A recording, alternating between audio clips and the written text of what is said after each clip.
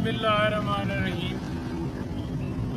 इस वक्त हम अटक जेल इमरान खान साहब से मुलाकात करने के लिए आए हैं। बेसिकली हम चाह रहे थे कि उनसे पावर ऑफ अटॉर्नी जो हैं वकालतनामे वो साइन करवाने थे, लेकिन हमें इजाज़त नहीं दी गई और ये कहा गया है कि कल आप ये छोड़ के जाएं और कल हम आपको वकालतनामे उनसे साइन करवा के आपको दे देंगे, क्योंकि अभी जो है बंदा अवेलेबल नहीं है जिसने ऊपर कोई मोहर लगानी है, साइन करने हैं।